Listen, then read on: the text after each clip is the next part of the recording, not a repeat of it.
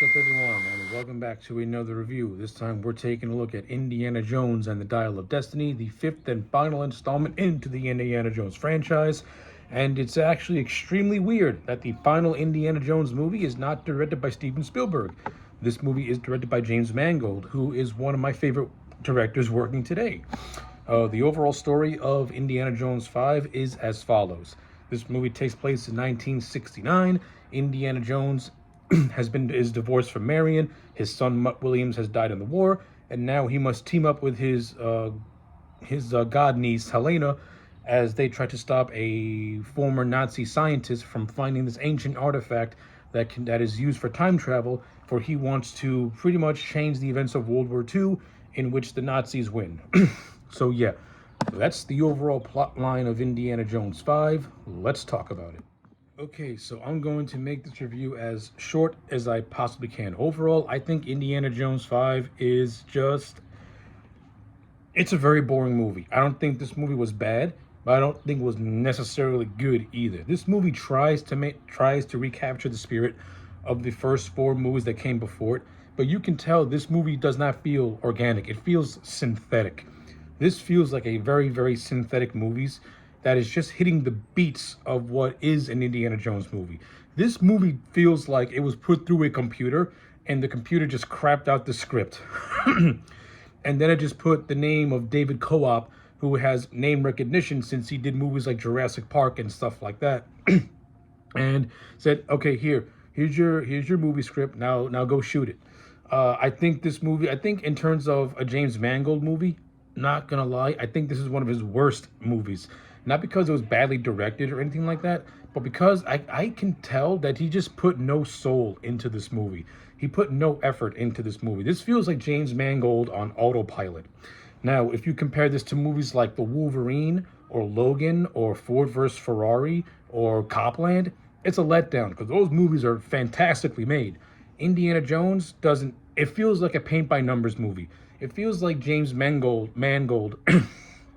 is trying to do a synthetic recreation of what a Spielberg movie is, but it doesn't have that whimsical flair or that awe-inspiring visual style that Spielberg does possess. It just feels like manufactured.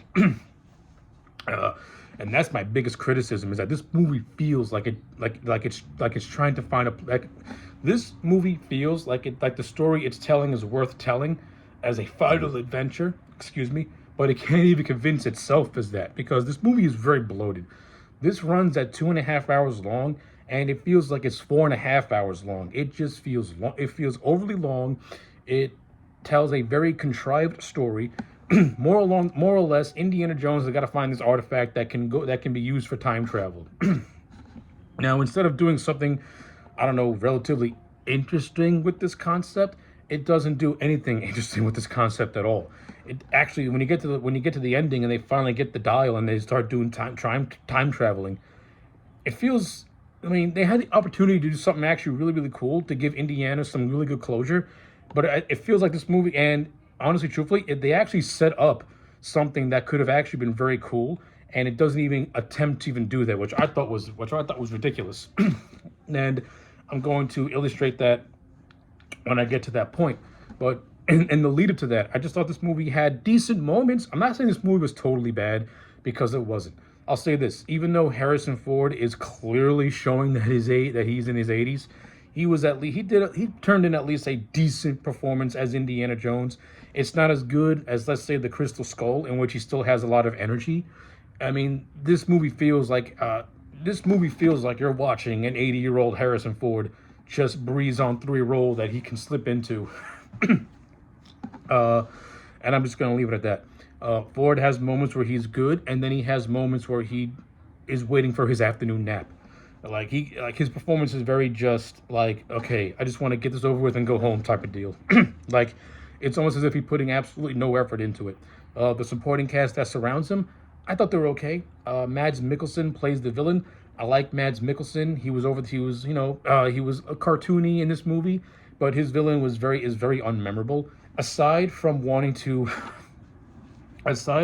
use the dial to rewrite history, his character really doesn't have anything going for him, to be honest with you.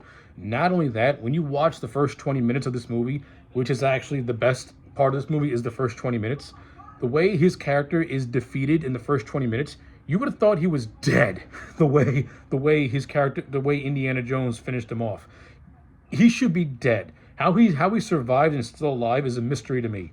Like, this movie's trying to break the laws of physics. Now I understand the Indiana Jones movies they're fantasy adventures in a way, but they also have some semblance of groundedness to them, where they feel that they could take place in real life.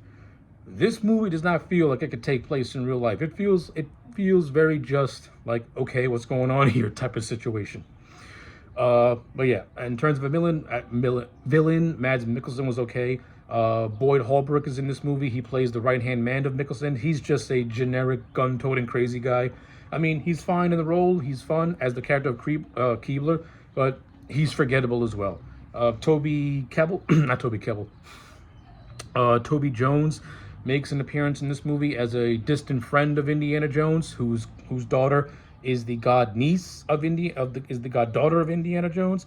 This character was never mentioned in 4 movies. Where did he come from? I don't know. How Indiana Jones failed to mention the fact that he had a god niece is a mystery to me. This movie's trying to make me care about a character that I just pulled out of its ass.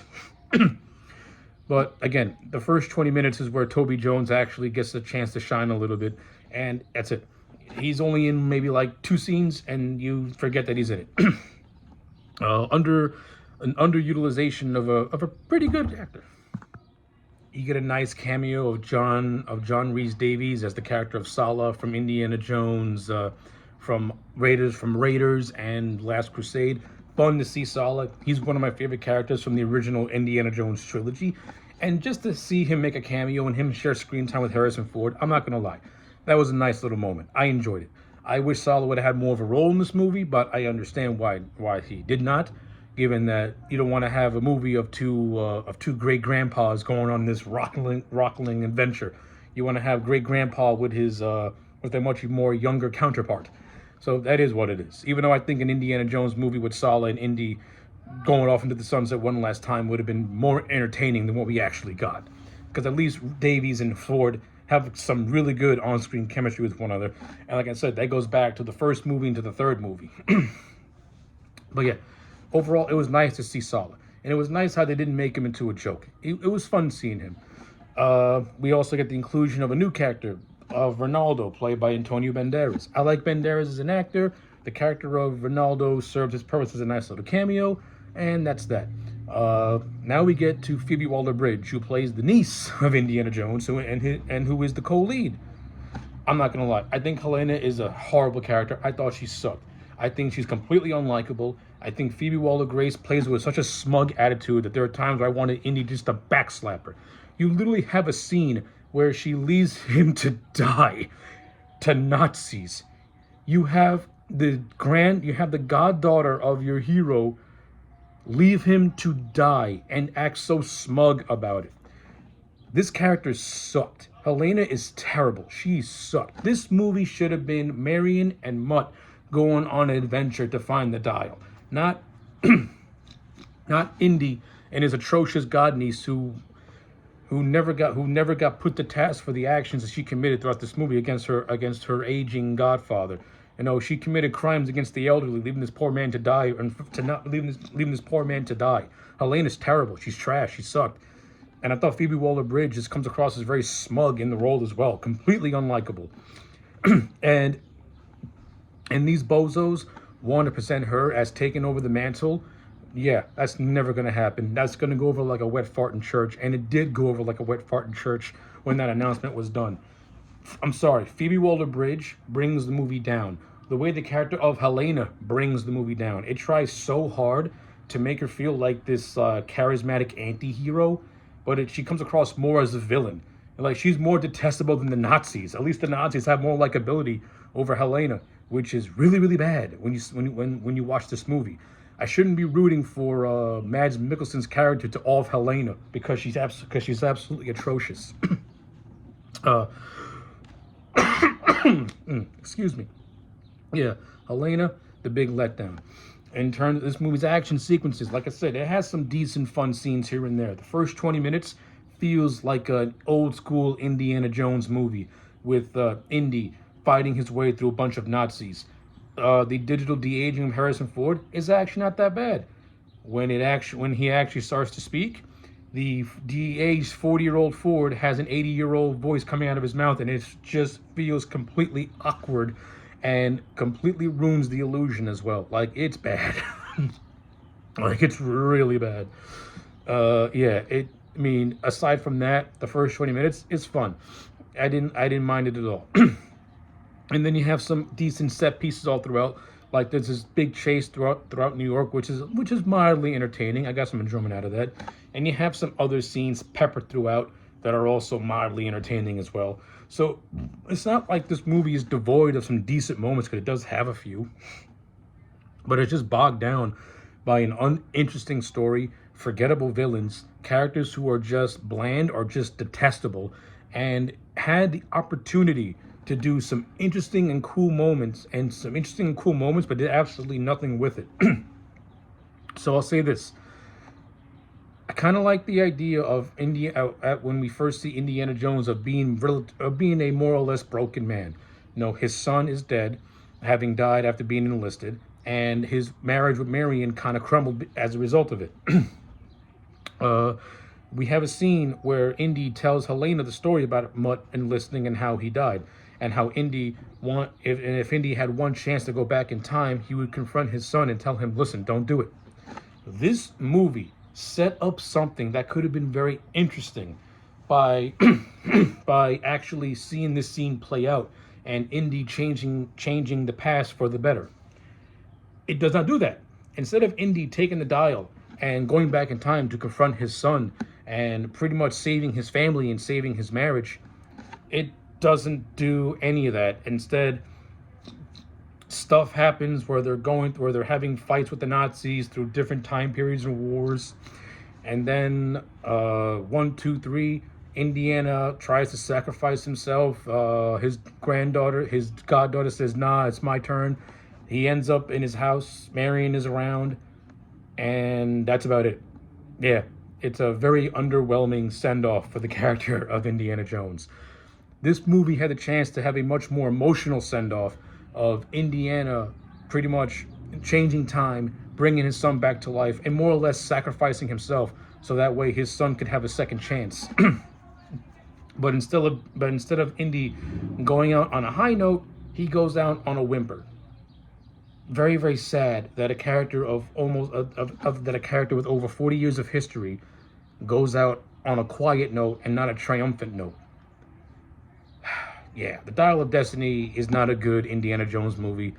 I will barely call it a good movie. I just thought it was okay. It's an Indiana Jones movie that's okay. It just has a very bloated story that's not interesting. The runtime is bad. The runtime is overly long. Long runtimes can work if you have a story that dictates it. For example, in a more modern context, Oppenheimer is a movie that runs 3 hours long, but it's a captivating 3 hours, and you're enthralled when you're watching Oppenheimer. Dial of Destiny is 2.5 hours long, and it's telling a story that you can literally get done in under 2 hours. Like, there's nothing about this movie that warrants a near 3 hour runtime. Not only that, it has moments in dialogue that feels just out of place for an Indiana Jones movie. Like, you have this whole subplot of this, I think she's a CIA agent or FBI agent who's like working with, who I think is kind of sort of working with Volker, whatever his name is. And she makes a reference calling the Boyd Holbrook character a gun-toting white cracker. What kind of dialogue is this? What does this have to do with Indiana Jones? This dialogue feels out of place in the Indiana Jones movie. These are action serial adventures. They're not about having these real-world dialogues. You can use real-world backdrops, but you gotta make them more fantastical. Like, this is what happens when you try to incorporate real-world politics into movies like this, and it just feels so out of place and it doesn't work, and it takes the fun out of the adventure. And that's what this movie lacks. This movie lacks fun. It has an adventure, but it's a very boring adventure, and a very, very boring adventure for Indiana Jones in his final outing. So with all that being said, Indiana Jones and the Dial of Destiny, to me, gets a 4 out of 10. once is enough to watch this movie. Honestly, truthfully, Kingdom of the Crystal Skull is better than this movie, because at least that feels like an Indiana Jones movie. This feels like an Indiana Jones movie that got shitted out of computer and said, hey, watch it. So yeah, 4 out of 10 for Indiana Jones and the Dial of Destiny. Let me know your thoughts in the comment sections down below. Like the video and subscribe, and I'll check you back next time for more.